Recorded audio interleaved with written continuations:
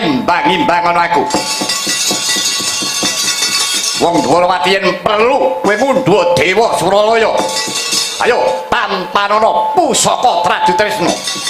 Jemparing Kyai Wisnawa. Ilang larimu.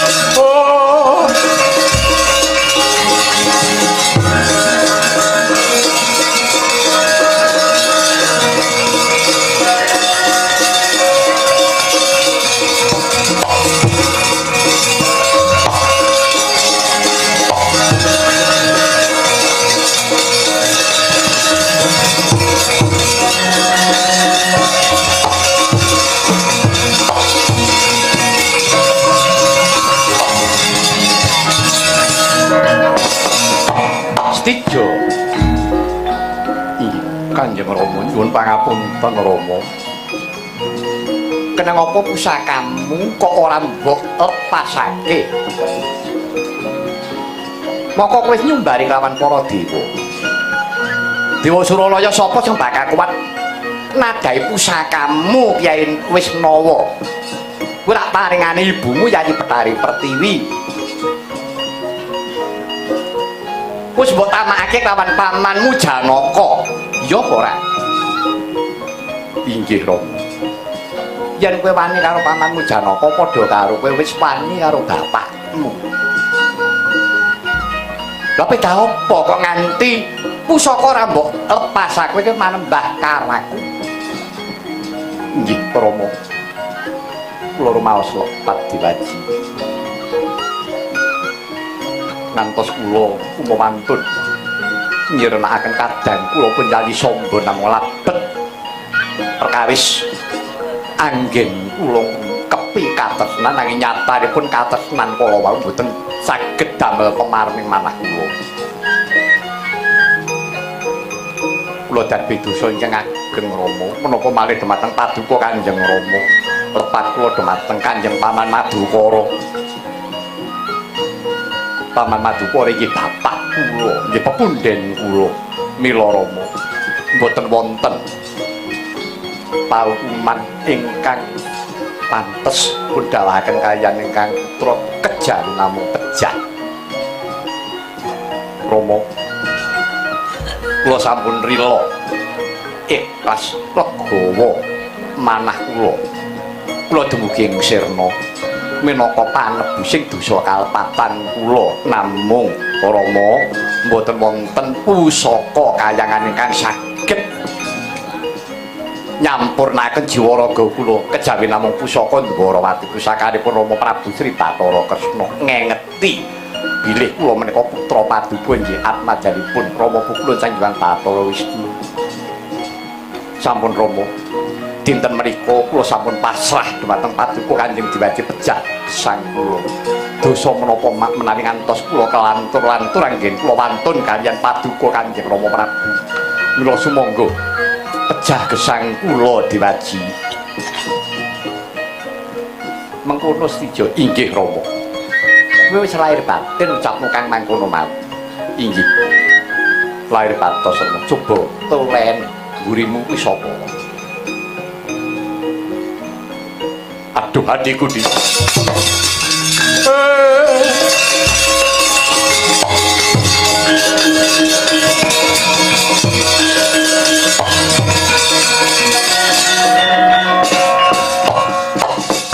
duh kadangipun Kakang Gatotkaca wonten timbangan iki ngadhawuh Koko Prabu apuran sekabeh kaluputanipun Kakang Yodi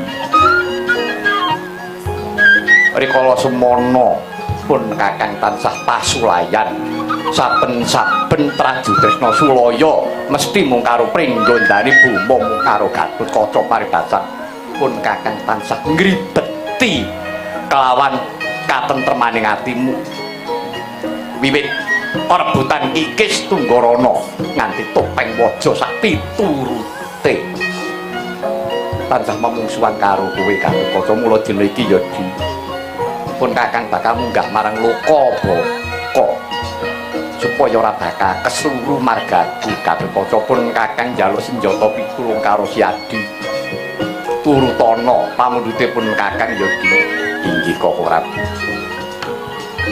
supaya kowe bisa ngapura lawan pun kakang yen to pun kakang wis ketiban pusakane Kanjeng Rama Prabu Dwarawati pun kakang njaluk tulung kuwi tenang tindakno ya Gatotkaca inggih Koko Prabu aku junjungan ya Yayi aku junjungan aku angkaten Gatotkaca mbok menawa kuwi dadi srana pungkasane katresnanku karo Si Adi tindakno nggih saken dawuh Koko Prabu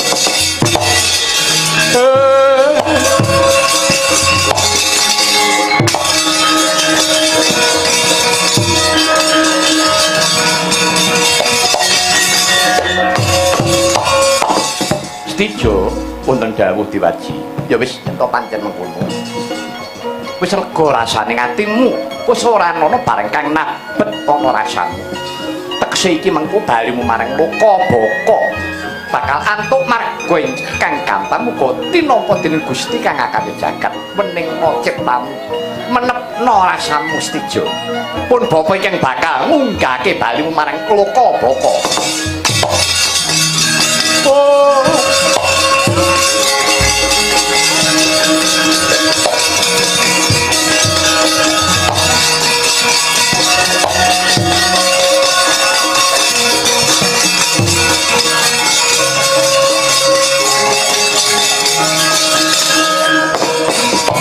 Cigra ngeningaken cipta nenggih Sang Buma Narakasura kawistara entos dakep saluku tunggal suluku nutupi babahan Hawasanga ngeningaken Pancandriya Panca limandriya pangangen-angen ambirat hawa nafsu ayu pateng perkara mung sajuga ingkang sinidikara mandeng pucaking grananut marang Hyang Geyonganing kayung ya nangayati ayaning Parutama kaya mati jeneng urip jroning padiliyep ayaping aluyut pindha pecating supena suping rasa jati-jatine Setija wis ngiklasake jiwa ragane bari ming Lokabaka rikala semana amargi Sang Hyang Wisnu Bathara wangsul marang Hangganira Cinarana ting Dwarawati Prabu Kresna kinantenan mijiling senjata cakra jumlorot kenging jajanira Prabu Buma Narakasura kumencang sumarane kendang kapracondang pun larpane Stijo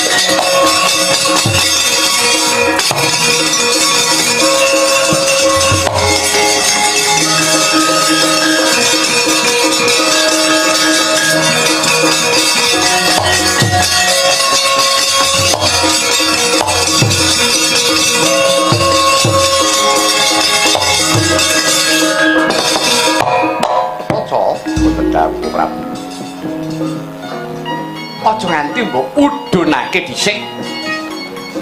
Aja nganti mbok udunake dhisik. Nadyan Buma wis mekanen pati iki mengko yen to mbok udunake ana ing Bantala Buma ora bakal bisa sampurna. Jalaran Darbi Aji Panca Sunya. Panca lima sunya. Widayat maning jagat limang perkara. Bumi geni banyu angin kang kawengku dening swasana. Dadi ento bomo kuwi mau keneng pusaka kok tiba ana lemah. Ya bakal bali urip meneh. Ngaten. Ya.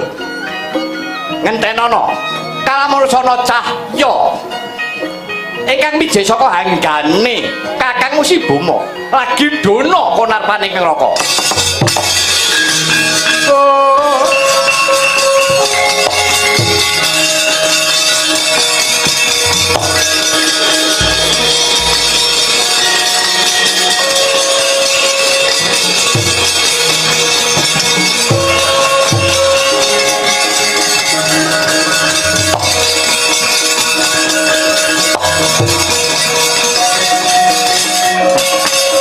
Kacawita ana cahya ingkang cumalorot mijih saking hangganira nggih Sang Setija.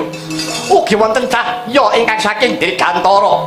Punika cahyanira ingkang Ibu Bathari Pertiwi ingkang kala semanten amandhangi kumanarina ingkang putra nggih Boma Nrakasura.